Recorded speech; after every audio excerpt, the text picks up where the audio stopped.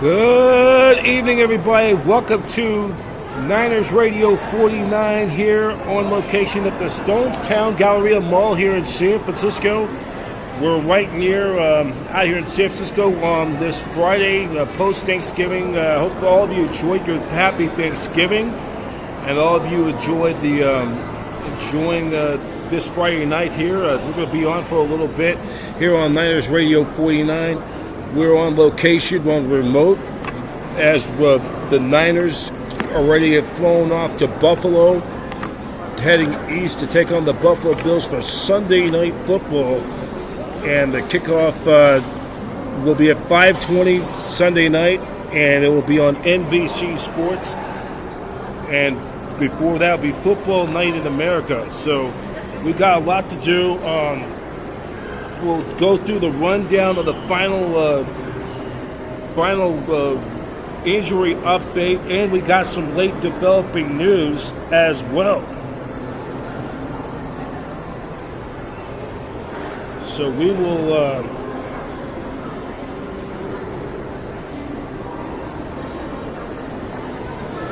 we'll get to you in just a moment. Of course, early in the day we did we're going to have the instant replay of that podcast we did with the voice of the Buffalo Bills from WGR News Radio 55. Chris Smith, the new voice of the Buffalo Bills, replacing longtime announcer John Murphy, who also ended up succeeding the late Van Miller, who is a legend. He is to Buffalo Bills football. Van Miller, who was there for the Bills run during the late 80s through the early 90s, through some of the lean years. He was to Buffalo Bills football. And what, like Lon Simmons was to the 49ers, and both the late Lon Simmons was to the 49ers, and the late Bill King was to the Raiders, with the Raiders, and even like Don Klein as well. So we're going to get to what's going on around the 49ers, as we're glad you guys we're here on location tonight for Niners Radio 49. We will have our open. We'll not going to have open line, but we're going to have a replay of that interview I did from earlier in the day. I did the interview with Chris Miller and a few. We're going to start off with press conference. His final report. We do got the injury update as well, and looks like both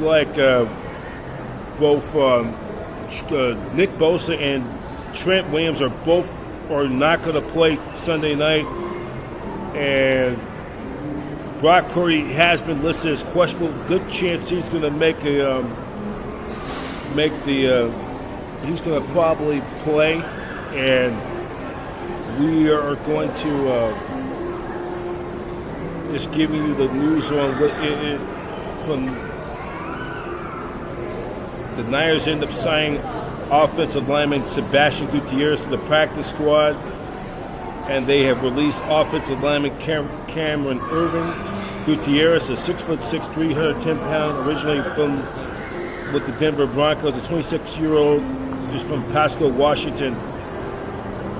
And then also we got some developing news late this afternoon, early this evening. The 49ers waived wide receiver Ronnie Bell. He played 26 games, registered 8 receptions for 90 yards, 3 touchdowns. He appeared in 9 games, registered 2 receptions for only 22 yards.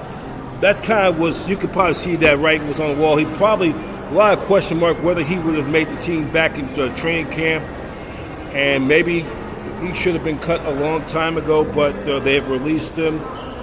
And then so we're going to get into Kyle Shanahan's injury report in just a few moments, and we also are going to go and dive into 49ers Bills history, and a little bit of a little something a little treat though this evening. We'll be here for a little bit between 45 minutes to an hour before they close here around 9 o'clock Pacific Standard Time. We'll take this quick timeout, and then and after that, we'll have Kyle Shanahan's final report, and then also we will we'll also have a little bit of Brock Purdy and their thoughts. We'll get you ready for 49ers Bills for Sunday Night Football this Sunday. So, Professor B here. We'll take this quick timeout. You're watching 49ers Live tonight on Niners Radio 49.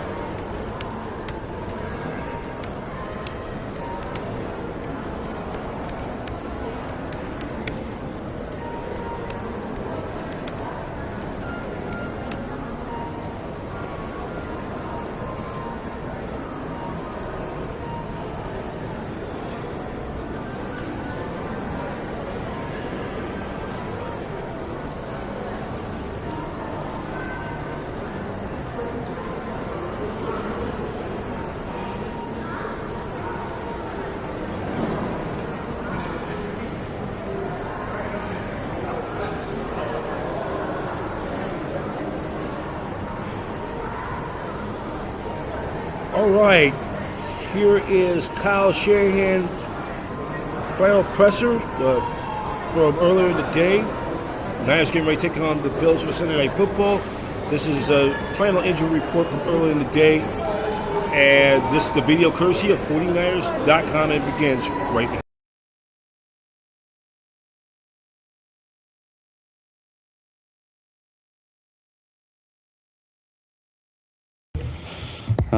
All right, guys. Injuries for the game. Aaron Banks will be out. Jordan Elliott out. Demo Lenore out. Nick Bosa out. Trent Williams out. Greenlaw out. Flanagan Fowles questionable. Chris Conley questionable. Kevin Givens questionable. Renardo Green questionable. Brock Purdy questionable. Go ahead.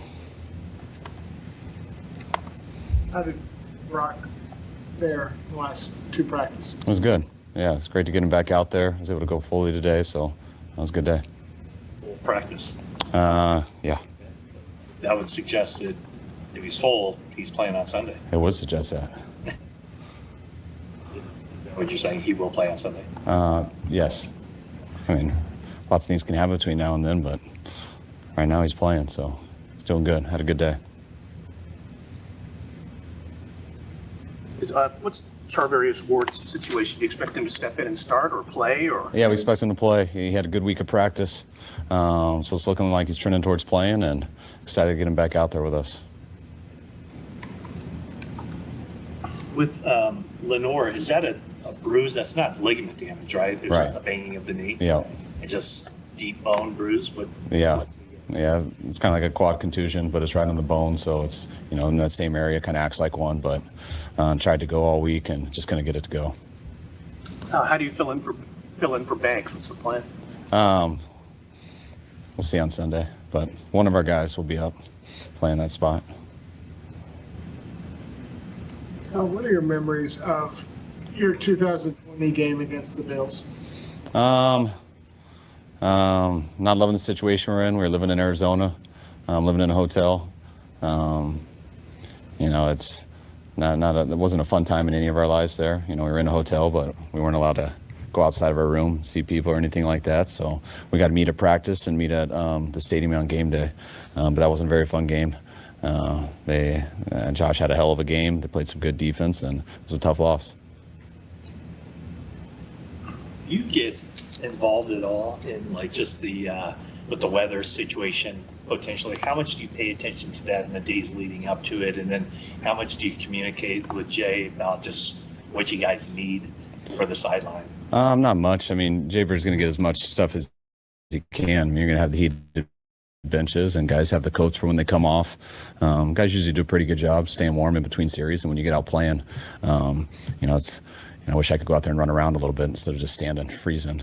But no, guys got experience doing it. It was cold in Green Bay. I'm sure it'll be colder here, but it's part of the deal. We pay attention to it, not necessarily how cold always, but mainly the wind, snow and stuff like that. And I know how it is there right now. I'm sure it's going to be like that the next couple of days, but we kick off at 8 on Sunday, so a lot can change. I know in Buffalo sometimes it can snow 3 feet in one spot and not snow 20 minutes away. So you really got to be ready for anything and deal with whatever it is at 8.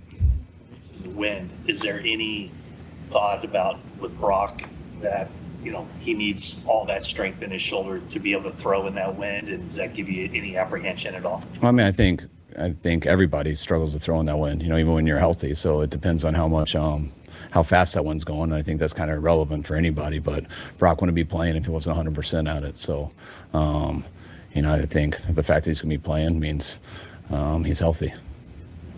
Fred, said he has a fracture in his ankle. He's been playing with it like 2 months. I mean, is there any concern of like you might have to shut him down at some point? Looking at the numbers, I'm sure it has affected his play in some way. I guess is there concern it could get worse, or he just won't be able to play with it at some point? No, I mean that's why we took him out the injury report a couple of weeks ago, months ago, or whatever.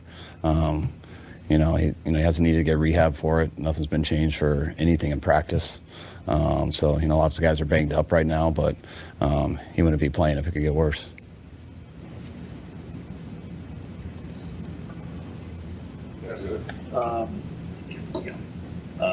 Greenlaw, how did he make it through the week? He had a real good week. It's great for him to get him back out there. It was great for us. We'd love to have him around. Just that first week of, coming off Achilles, I think it's so crucial for the confidence of a guy. Got a lot of scout team reps, did a lot of individual stuff with the guys, and it was a great week, and hopefully next week will be even better. I know coming into this week, you guys pretty much already determined he wasn't going to play. Right. Are your minds open next week that potentially he could play here? I think they're open to it, but also the game after that's a Thursday night game. So it's I think that makes it a little harder. So we got to see how he feels and stuff. But with those games being so close, it's that's a problem too. So I'm not gonna decide at all right now. We'll see how next week goes, but I'd say it'd be an outside chance. Did he show flashes where he was moving like Dre?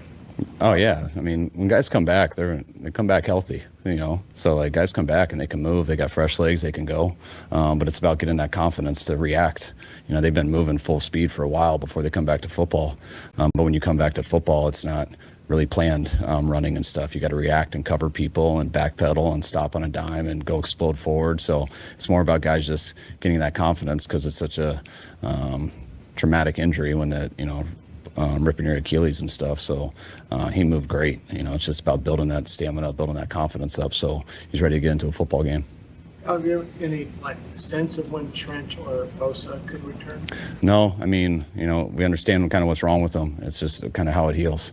And the guys, Trent especially hasn't been healing the way we hoped. Hopefully they got a better chance next week, but they ended up never getting back into practice this week, so ended up not being that close. Will they stay behind? Yes, they will.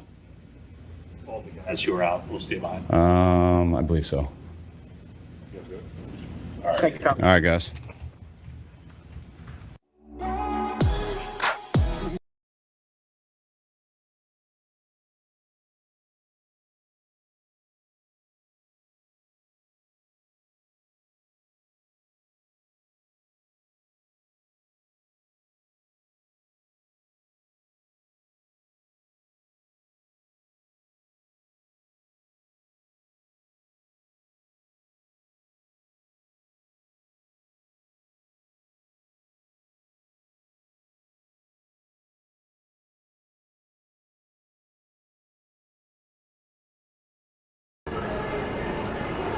All right, that's Kyle Shanahan talking about for Sunday's game. The Niners, of course, Bosa and Williams and a few others have been ruled out for Sunday night's game against the Buffalo Bills.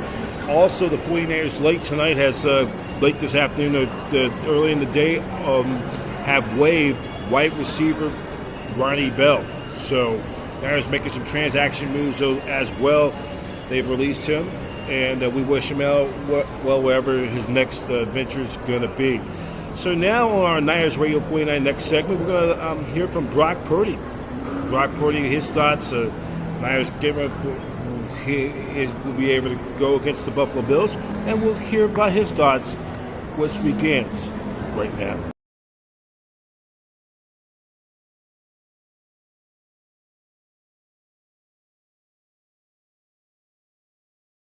Brock, can you kind of take us through what happened against Seattle and just what's been going on with the shoulder?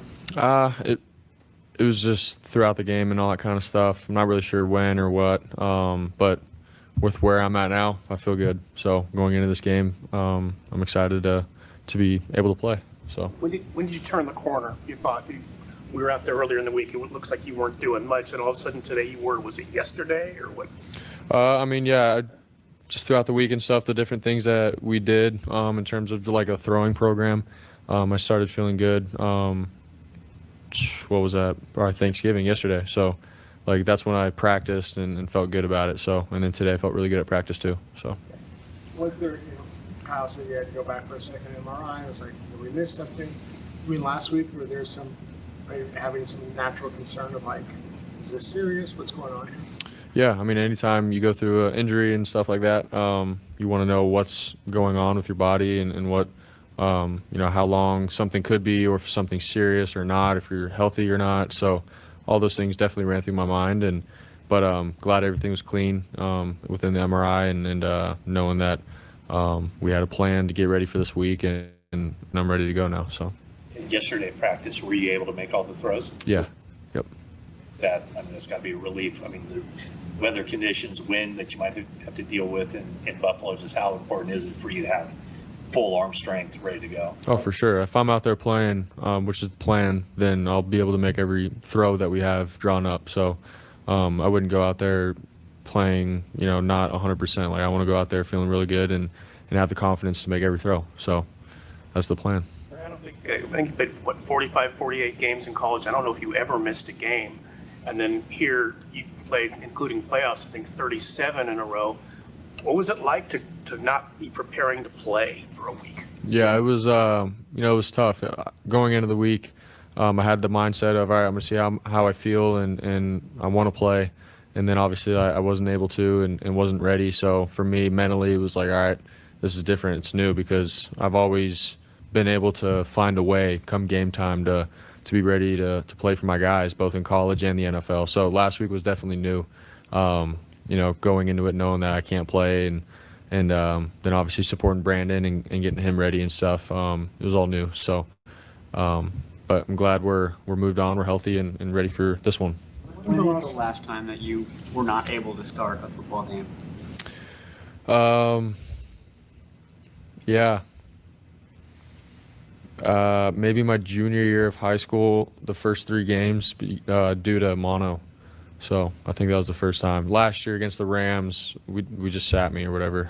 Like to stay healthy going into the playoffs. But the last time I missed because of, I couldn't go, was high school. So. Did you have an opportunity to kind of just take a step back and take a view of just how the season has gone? Because, once the season starts, you're just grinding, getting ready for the next opponent. Did you afford yourself that opportunity at all to just kind of see where things can go here for the final 6 games? Yeah. Last week, just, sitting on the sideline against Green Bay and stuff with, towards the end of the game, it was like, all right, this is where we're at. And, what it's going to take moving forward and how we have to look at it, one day at a time. So for me, it was good reflection, just how hard the NFL is. A lot of games have come down to the last couple of possessions, fourth quarter, and, it can either go one way or another. And so we've experienced both this year, and you can't take anything for granted. So started thinking about those kinds of things, and more than anything, it's like you can't look too far ahead in the future still. We have 6 games to play, and all of our wants and desires and opportunity lies right in front of us, and so it's up to us. So it's really just what I started reflecting on and where I was trying to get my mind at. So you dove for the touchdown against the Seahawks. I think your dad has said in the past that that's sort of your calling card, something that you've done your whole life. Do you have to sort of rethink that moving forward, those types of plays? No. I mean, obviously I want to be smart, and, when you're diving at the pylon, be smart with the ball and not have it get hit out and be a touchback or a turnover or anything like that. But, it's part of my game of, being able to move around and do what it takes to get in the end zone. And I've done that, high school, college, and then NFL. So, obviously be smart, protect myself kind of thing. But, it's my competitive nature. I want to make it happen if I can. So, and being smart about it. So. Go play a team as daunting as Buffalo without the left side of your starting offensive line. How do you process that? Yeah, I mean, obviously you'd love to have your guys that are starting play, but, I mean, that's the NFL, and I have all the trust in the world in the guys that, we have behind our starters. And so Jalen Moore, I think, has done a great job coming in, and then Ben Barch, we know he's had history of playing as a starter in the NFL. So, that's part of the game. Guys get banged up, guys get thrown in. But with the unit that we've had, I think we've had guys that have a lot of reps, and I trust in them for sure. So just got to go out and compete and get it done. Brock, similar question, but not when you're not diving, for a touchdown. Where there were, I believe you slid against the Seahawks, and there were, instances where you took decent hits, maybe 2nd and 18, and you gained 4. I mean, are those things that you have to I realize your adrenaline's going, you're competitive, but you have to maybe rethink those type of situations? For sure. It's a long game. It's 4 quarters. It's a long season. And so, when it's 2nd and 18, just like you said, instead of, getting a gain of 4 and lowering your shoulders and trying to get everything you get and being a competitor, I mean, I think it just comes down to the situation and being smart, not only just protecting myself, but for my team.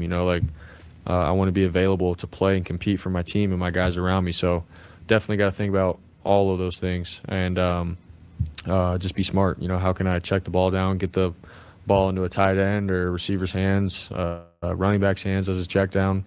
Definitely got to think about those things. So it's the NFL, and I have to learn, as we go, and to be smart and protect my body for sure. All right, thanks, guys. Thank you, Brian. Thanks, guys.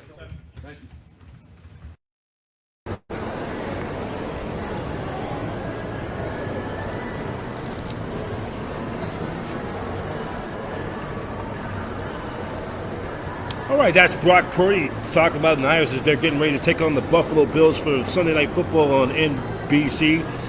And we're going to take a quick timeout. When we get back, we will dive into 49ers and Bills history between these two teams. Of course, there is some historical numbers between these two. They rarely get a chance to meet in interconference play.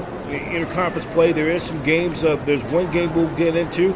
It's just kind of like it's the Chris Berman Greg Papa Bowl for pride and bragging rights. So we're going to dive into that tonight. And first we'll take this quick timeout from the Stonestown Galleria Mall here in San Francisco. Professor B live on remote for Niners Radio 49. 49ers, you're watching 49ers Live tonight on Niners Radio 49.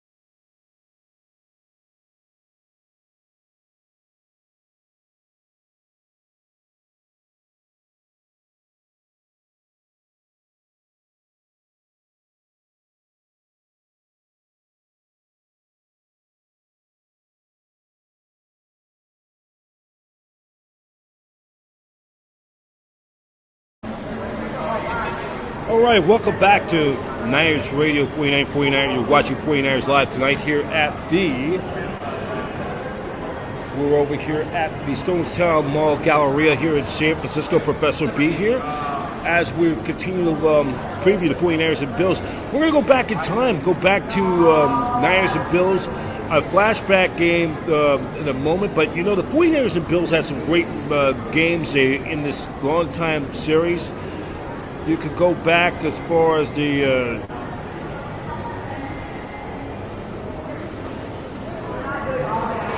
in this long-time series as the 49ers and the Bills playing in this interconference matchup.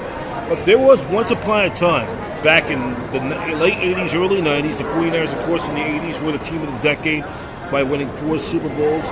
But you look back at the 1980s, in 1988, where while the Niners were getting ready to win their 3rd Super Bowl under Bill Walsh in the 80s, were the team of the 80s. The Buffalo Bills started to really come along in the late 80s. The Bills had a couple playoff appearances. They won the AFC East in 1980. They got back to the playoffs in 1981. And then they lost in the AFC divisional playoff to the eventual AFC champion Cincinnati Bengals, who the Niners ended up beating in Super Bowl 16. But there was once upon a time in the late 80s when the 49ers and Bills, Chris Berman always had picked it, for ESPN, always picked the Bills or Niners to represent in the Super Bowl. And it came very close numerous times. And you go back to 1988 where the Bills won the AFC East with a 12-4 record. In fact, them and the Bengals finished tied to share with the best record in the AFC. In fact, shared with the best record in all of football. Unfortunately, the Bills lost the Bengals won the tiebreaker over Buffalo because of their head-to-head win over the Bengals beat the Bills in Cincinnati, and that's how the Bengals would eventually end up hosting the AFC Championship game. But for the 49ers, of course, there was a time from 7 straight years between 1988 through 1994. Either the Niners, Bills, or both teams have gotten to the AFC Championship, got to got to the conference championship round for the right to play in advance to the Super Bowl. The other made it. The other ones did not. 1988, that happened. The Bills were beaten by the Cincinnati Bengals 21-10 at Riverfront Stadium in Cincinnati. The Bills did not get the Super Bowl. The Niners late in the later game beat the Chicago Bears at Soldier Field 28-3. Which, by the way, they fired their head coach early in the day. We're going to get into that talk with the people of the Chicago Bears next week when we preview Niners and Bears. And then 1989, the Niners ended up winning the Super Bowl. The Bills only got far as the divisional playoff. They lost a heartbreaker to the Cleveland Browns at Cleveland's Municipal Stadium. Then the following week,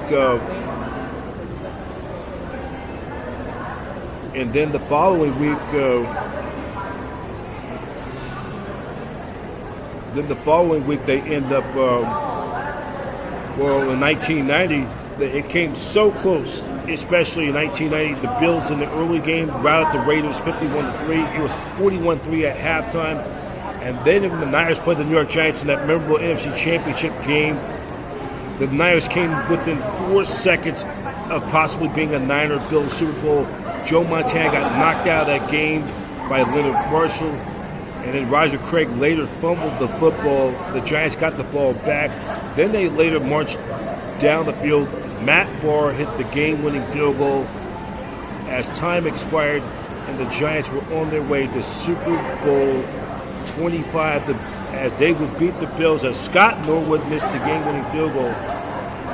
And what a heartbreaker was for them. But the Niners denied that three-peat. Then 2 years later, 1991, the Niners did not even make the playoffs. The Bills were going to go 13-3 with the best record in the AFC. They once again won the AFC Championship. They ended up losing to the Washington Redskins in Super Bowl 26 at the Hubert H. Humphrey Metrodome in Minneapolis and Minnesota. Then a year later, the Bills had to do the dirty work the hard way. Remember, they did not win the AFC East in 92, I should say. They had to beat the Houston Oilers on that Sunday night to win their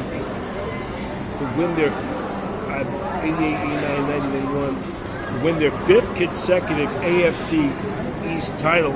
Unfortunately, they lost to the Oilers that night. As a result, their loss, coupled with the Dolphins' win over the Patriots earlier that afternoon, gave the Miami Dolphins the AFC East title.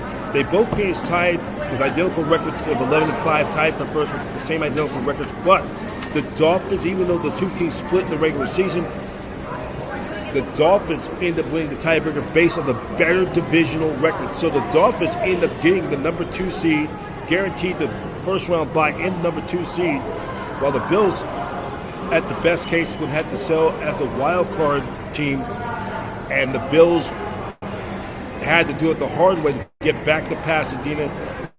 And it was divine intervention thanks to the Houston Oilers squandering that 35-3 lead in the AFC wild card round. A team that was loaded with big superstars, Warren Moon, a future Hall of Fame quarterback, a team that sent more players to the Pro Bowl, and they lost, but choked in that playoff game. The Oilers end up, the Bills came back. Remember, Jim Kelly was injured, did not play in that game. The veteran Frank Wright filled in and had that miracle comeback in that that wild card round. And as a result, the Bills advanced to the divisional playoff and faced the Steelers, who were the top seeded Pittsburgh Steelers, a young team by rookie head coach Bill Cowher. And they go into blitz, go to Three Rivers Stadium, beat the Steelers. And then they advanced to the AFC Championship when they beat the Miami Dolphins, their longtime nemesis Dan Marino and the Dolphins at Joe Robbie Stadium. And then the Niners, of course, lost the late game against the Dallas Cowboys out at Candlestick Park in those muddy field conditions at the Stick. And then 2 weeks later, the Bills lose for the 3rd straight year to Dallas 52-17 against the top-ranked defense. And then in 1993, the Bills end up winning 12-4, finished tied with the best record in the AFC. But then they end up getting home field throughout because they beat the Oilers on Monday Night Football. The Bills would win their playoff game, eked by the LA Raiders. And then it was Buffalo, and then it was the Chiefs with Joe Montana now at the helm calling the signals for the Chiefs. They came back and beat the Oilers at the Astrodome in Houston.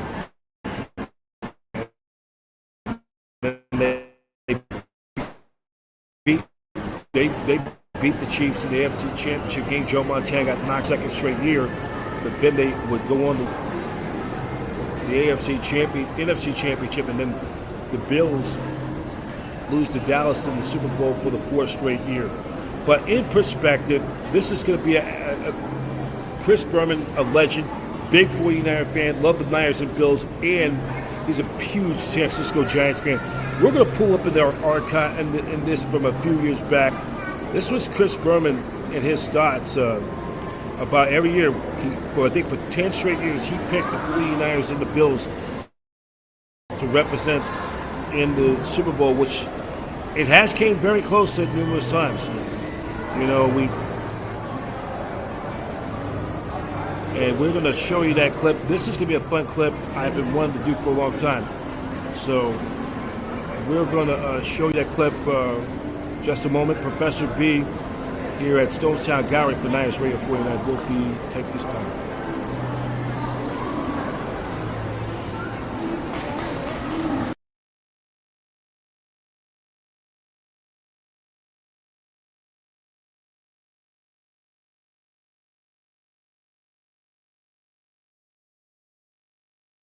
That they made up, ready to be used in Super Bowl 27. Paul Tyler's signature.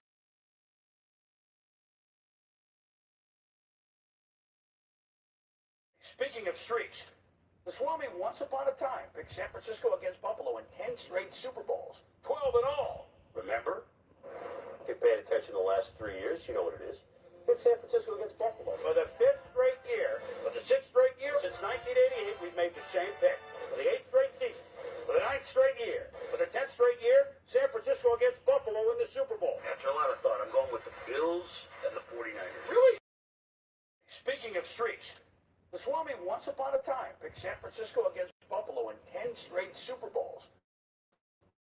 12 in all.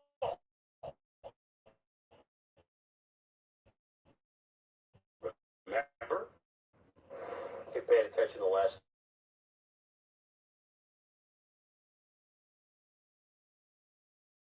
3 years, you know what it is. It's San Francisco against Buffalo.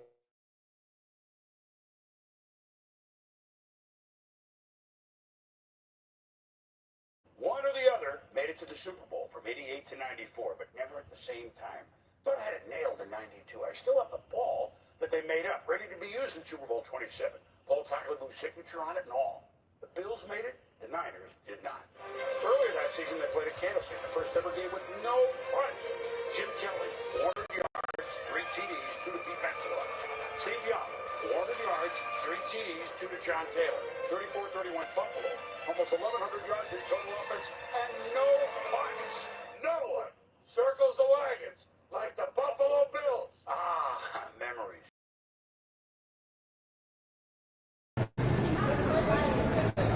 Memories that was times of during my teenage years or in junior high or in high school when the 49ers and Bills, were on the end of two of the pro football's finest franchises, class owners, Eddie DeBartolo for the Niners and the late Ralph Wilson, and that big crowd at Buffalo. Great memories, and it looks bleak right now. It could happen again when the Niners play the Bills, could be, but it looks very bleak right now. The Niners got a lot of work to do with all the injuries, of course. We're going to have to, from here on out, just take them one game at a time and see how the Niners are going to respond. But there was one game I can remember back in 1992. There's one game for us Niner fans to remember. It was the no-punt game. And and we're going to share that clip. The no punt. This was from September 13th, 1992, week 2 in the NFL. It was the 49ers and the Buffalo Bills playing out at Candlestick Park. It was a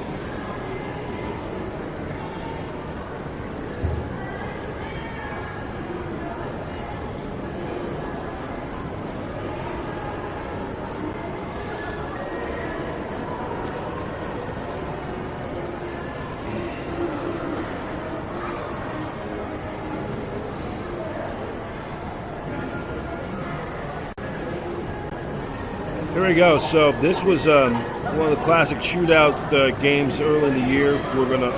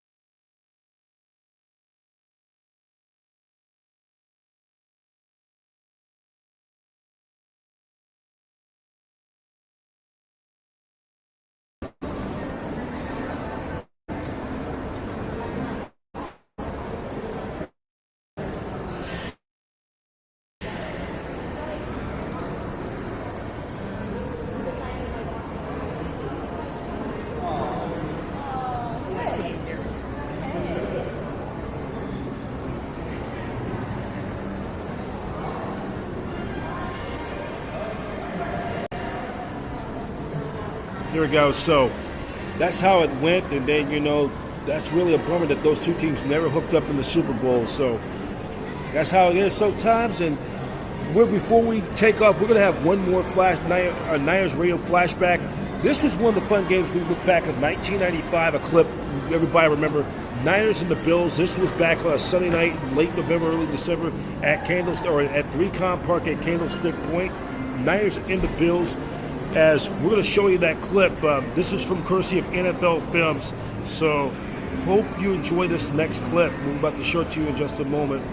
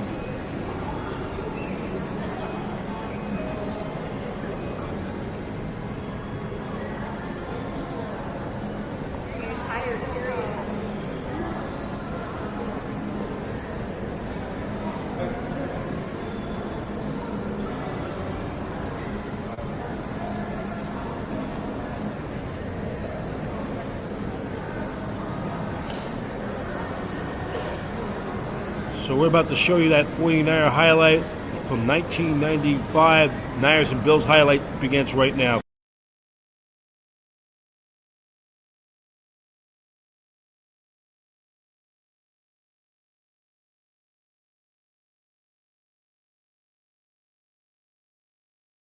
Against the Bills, the 49ers played offense with their defense. The handoff to Holmes, who is smacked. The ball is fumbled. 49ers pick it up. Window the distance. Woodall being chased. Can he get there? He's down to the 20. Pro Bowl starter Lee Woodall scored the defense's franchise record 7th touchdown of the season. They can't catch him. Can't possibly. Touchdown 49ers. Woodall fumble recovery touchdown. Plummer coming over the top. Made a great play. Just a sensational hit. Active linebackers on this team. Just as he had done all season, Gary Plummer led the way, leaping over the top to make the hit. Woodall scooped up the fumble and returned it 96 yards. It was the play of the season and epitomized San Francisco's all-for-one mentality. Handoff, Derek Lavelle breaks to the outside. Inside, he's there. Touchdown 49ers. Out of Derek Lavelle's team record 10 rushing touchdowns, none seemed more important than his game-clinching score against the Bills.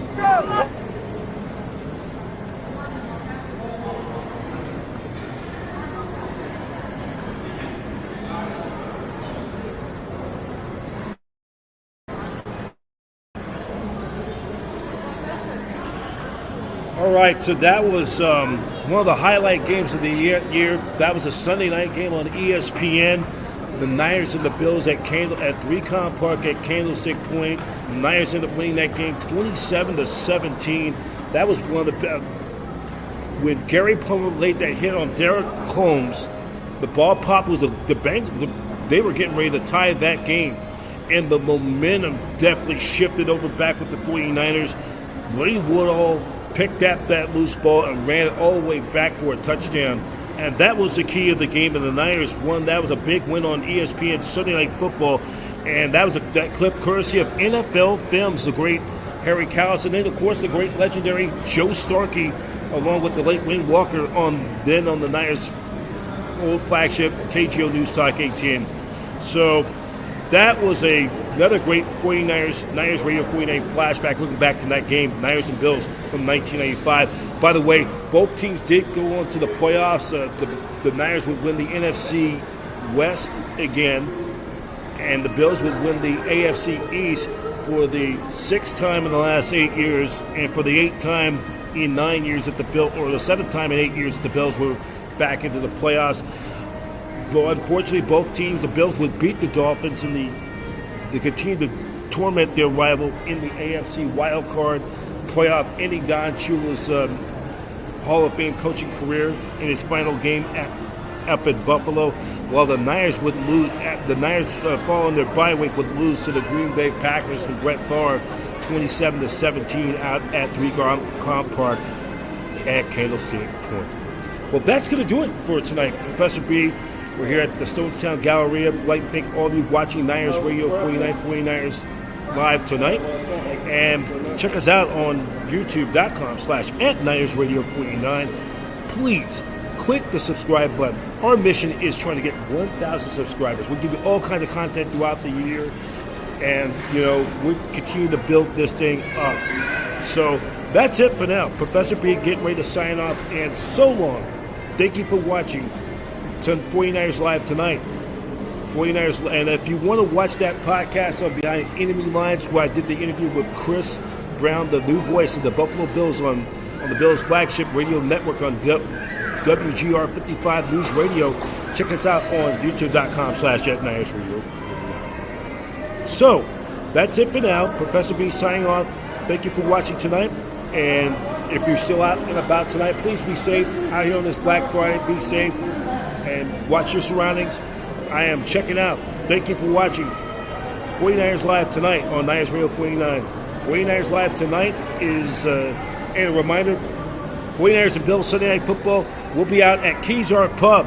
At the Keys Art Pub, the original home of the 49ers home from 1946 till 1970. We'll be at the Keys Art Pub. We'll be on the air for 49ers post-game live immediately following the game. We'll take your calls and and get you. And then, of course, 1 week from next Sunday, we'll be back at Levi Stadium over at the Gold Bar tailgate, 49ers tailgate with yours truly, with Antonio Barlow, and we'll get you ready as we'll have that will be coming up too. So that's it for now. Professor B signing off. Thank you for watching. 49ers Live Tonight is a presentation of Niners Radio 49 in association with the Satellite Digital Media News Network, where every team has a fan. Every fan has a voice the network, home of champions. Have a good night, everybody. Take care.